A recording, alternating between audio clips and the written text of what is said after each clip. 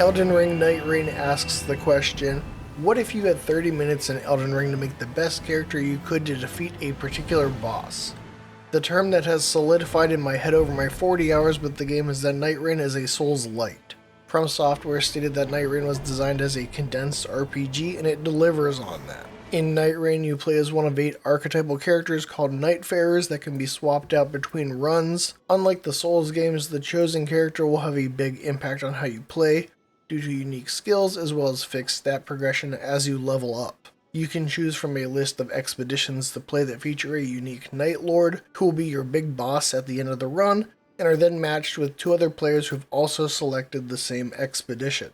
While the game is clearly designed for 3 players, there's also a solo mode you can select to do an expedition by yourself. You're then Spectral Hawk to Limveld, the map of Nightreign, where you have 2 roughly 15-minute days to level up your character to increase their stats, collect passive buffs, and get better equipment in preparation for a final showdown with the Night Lord. At the end of days 1 and 2, there will be a night boss who will act as a barrier to get to the next day. On day 3, you're transported to a final hub before taking on the Night Lord, which will either end in your team wiping or victory. You're then sent back to the Round Table Hold, the hub of Nightreign, in which you can spend a merc earned from runs on new cosmetic skins and relics. Relics are the meta progression between runs, as your character will always start with base equipment and level 1 otherwise, and it's the Round Table Hold where you can change the equipped relics on your characters. While there's some roguelite meta progression through relics that will generally make your character stronger from the jump, the real progression is in learning the map and bosses. In this sense, I think it's more accurate to think of Nightreign as a Souls game where you're speedrunning your way to the boss, and it also features some roguelite elements. In this review, I'm going to go into non-spoilery details about my experience with Nightreign, and to do this, I'm going to do something a little different. Like Nightreign's 3 days, I'm breaking my review up into 3 parts. I recorded my early impressions, mid-game thoughts, and final judgment in real time as I was playing through the game. This approach gives my arc with the game, what parts stayed fresh the whole time, what parts aged like fine wine, and what parts aged like milk. Let's get into it.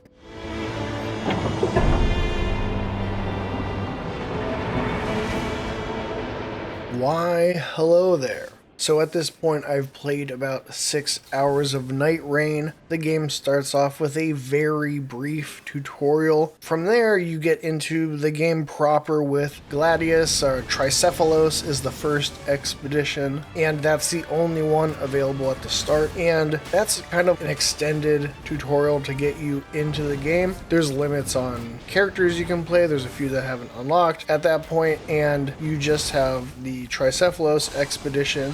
It really does throw you right in. I was curious about how the game might work for someone who's not familiar with Souls, and if you're not, the tutorial is extremely short, and so I think it'll be a very steep learning curve for those not generally familiar with Elden Ring. But once you beat Gladius, the game opens up quite a bit and lets you choose from 6 more Night Lord expeditions that you can go on. We have a limited pool for the review copies, so I've been setting my matchmaking to any of the other available 6 bosses. So I've seen about half of them so far. I'll get into the bosses in a minute. I want to start with what early on has been maybe a bummer for me for expectations. We'll start with a little bit of the ugly and then get into the positives. The thing that I'm not entirely convinced about still is the map itself. The layout is reliable, and that does help you to get your feet under you because there is a lot going on and it's happening at a fast pace. But I'm not sure still if the map will get stale being as static as it is. And when I mean the map, I mean literally the geography of the world. The base geography is pretty similar. The enemies, there is pretty decent variety in Nightreign so far with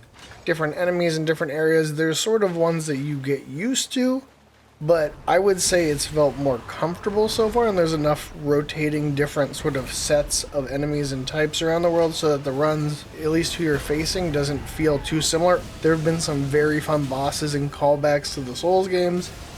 I just got the first Shifting Earth event. Shifting Earth events show up, and it'll let you know before the expedition that you have an event sort of running for a few expeditions, and this will change stuff like Crater. It's the volcano looking thing, and it does change the map significantly to the point where I can't say that the map gets too stale because this one event changing things up really messed with my run at first and figuring out where to go. So the game is pretty tight and tough, and you're really trying to level up and do all the things like just like the network test really quickly. So small differences make big differences in how your run progresses in sort of a hectic way. So Jury is out on the map overall. The other thing I'll say is that the roguelite progression is pretty tight, and that's not as exciting as I would like it to be when it comes to relics and weapon passives.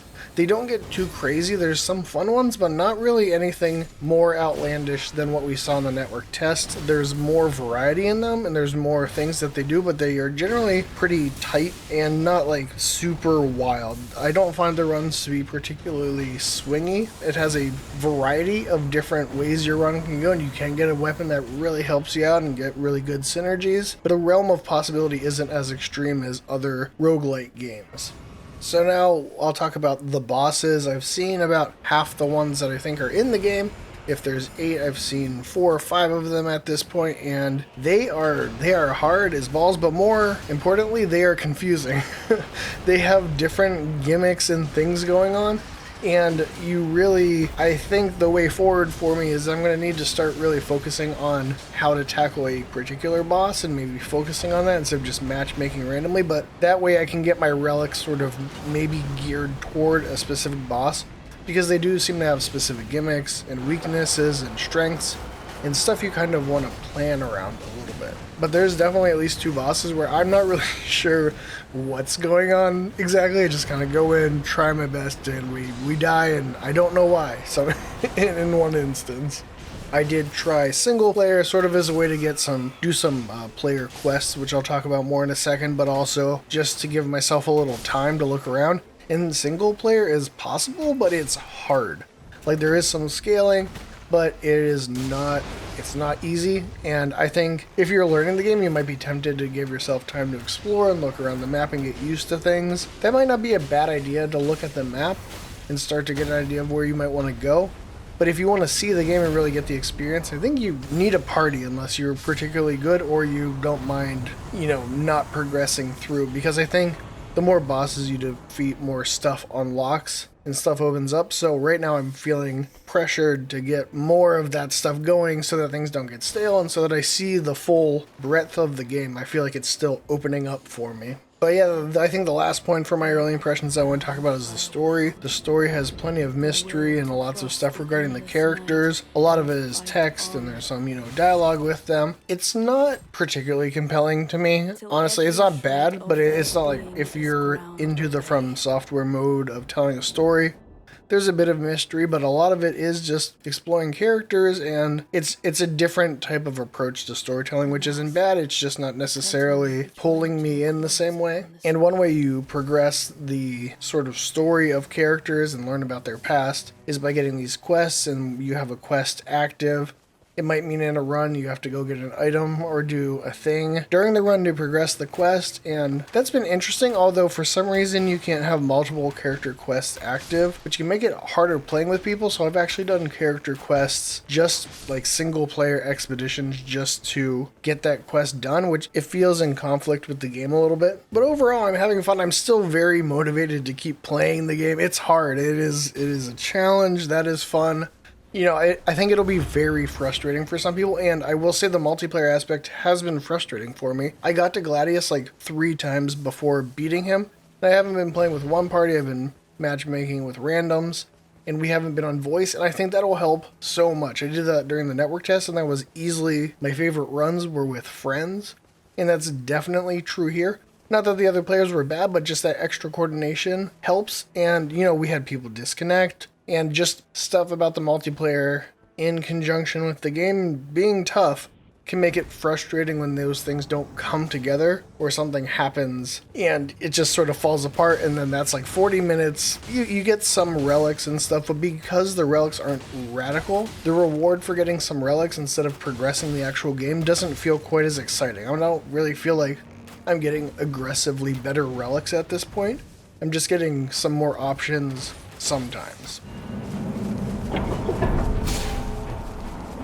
Alright, welcome to the mid-game. I've done 40 expeditions in about 22 hours and I've beaten 5 of the Night Lords.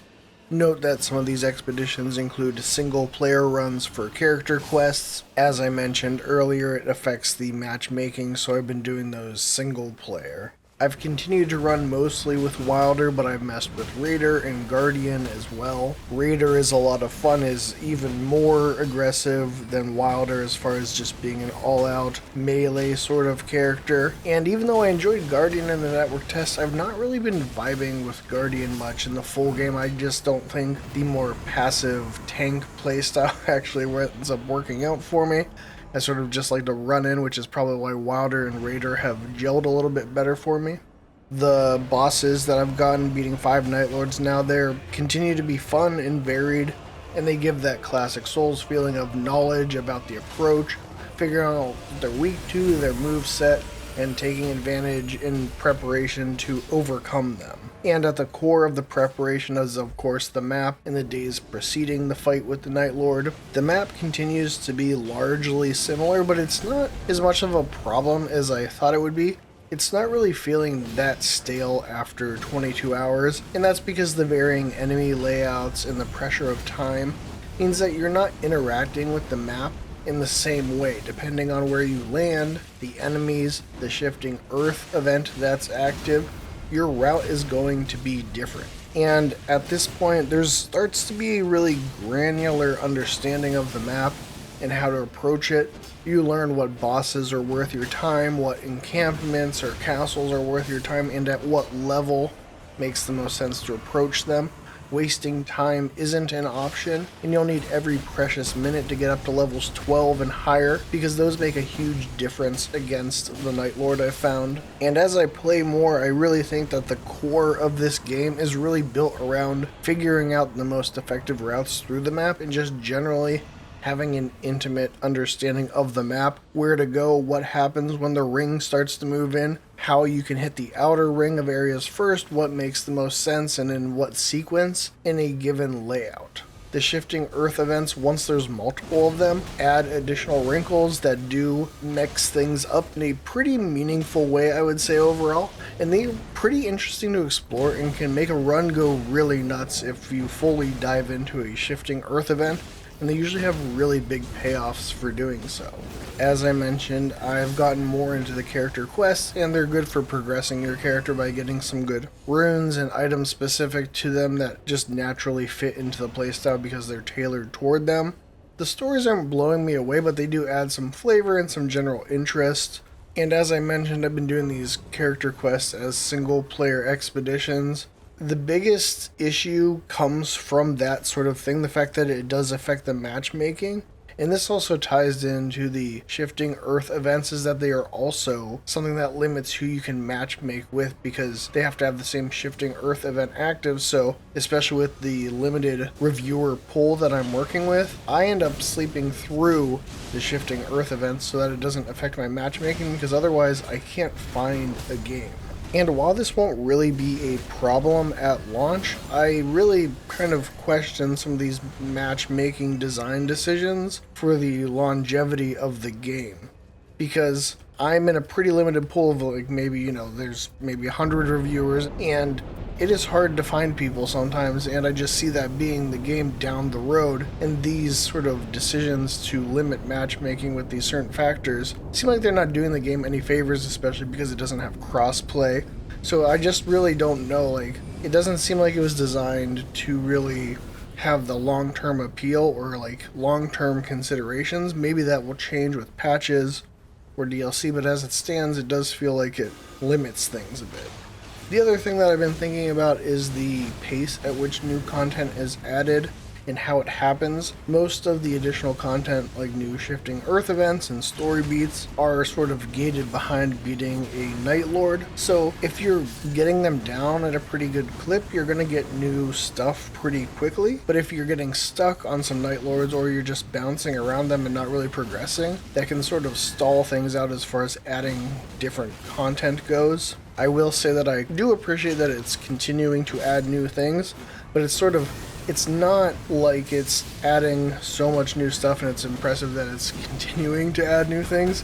It's more like it is spaced out the new things it's adding at a pace that feels just a little bit slow for me, and that probably speaks toward my own win rate and ability to get new Night Lords. But I did notice that I hit a pace where I got like 2 down in pretty quick succession, and that was adding new stuff at a pace that felt much better than when I kind of plateaued and I was stuck at 2 Night Lords down.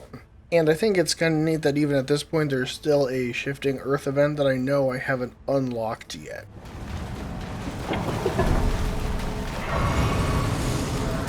So here are my final thoughts. I beat the final Night Lord and saw credits after 28 hours and 50 total expeditions. After that I went on to continue playing, and I'm currently sitting at 32 hours and 58 expeditions as I continue to play through character quests and help others beat the Night Lords. There's still plenty of game left between the character quests and exploring characters I haven't played with much yet. There are also different endings for completing character quests, which makes seeing credits feel like it could be the end, but also feels like it's the start of playing the feature complete experience with all of the shifting earth events unlocked and expeditions to pick from.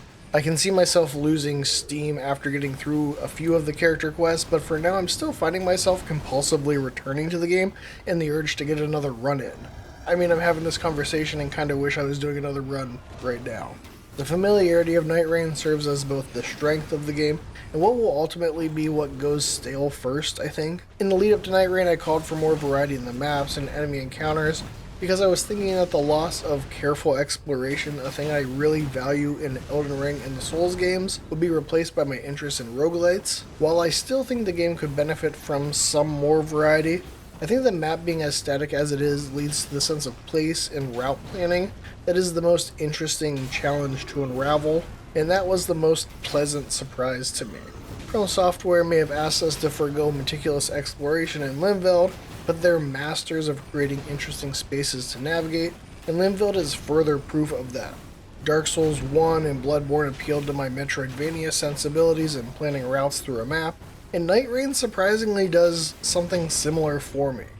Small changes like differences in enemies and world events add variety, and medium changes to the geography like the shifting earth events are more than adequate to shake up things in a meaningful way, and would be the route I'd like to see more additional content if they added it. If you're a Souls fan and mastering the map of Limveld sounds fun to you, or you're more of a multiplayer fiend than I am, Nightreign is well worth your time. And I would jump on it sooner than later because I think the biggest issue with the design of Nightreign in the long run is that it's a Souls-lite with an expiration date. The single player mode is fine, but the game is clearly intended for 3 players. The game will be the most fun at launch when there's tons of players, and having a particular shifting earth event or a character quest won't pose a problem for matchmaking, but I don't think there's 100 or more hours of content to keep people coming back for months after release, and unless you have a group of friends to play with, I don't think the experience will be nearly as fun. More so than any Souls game, Nightreign is reliant on an active community, and I want to wrap up this review with an anecdote I have about the community that I want to share. There are red phantoms you can find throughout the map that represent players who failed their expedition. By interacting with the phantom, you can get their gear with an added grief stat that powers it up a bit more. I actually beat the final Night Lord using one such weapon. As I geared up to go into the final fight, I realized that the previous owner of the weapon was none other than my friend Dan, who's not only a cool guy and a friend of mine, but also someone who I'd beaten other Night Lords with along the way. It was just a fun bit of emergent, asynchronous gameplay that put a new spin on From Software's long-running interest in having these meaningful passive interactions with the community as you play through their games. Something that was actually more prevalent in Dark Souls 1 than Elden Ring. So while Nightreign is breaking new ground as a smaller scope multiplayer experiment to let staff like director Ishizaki take the reins, it's rooted in the Souls games. And there you have it. There's my thoughts on Nightreign, from the beginning of playing it to the mid-game to my final thoughts as I'm sitting here waiting to finish up this video so I can get back to playing more. Let me know your thoughts about Nightreign. Are you excited for it? Has this review helped sway you either way at all? I think it's an interesting title, and I think it's hopefully going to set up for more interesting things down the road in their larger titles. But as it is, I think it's a pretty cool game and it's worth your time. If you enjoyed this video, please give it a like and subscribe to the Lore Hunter for more content. Thank you for your support, thank Ishizaki for Wilder's grappling hook, and thank you for watching.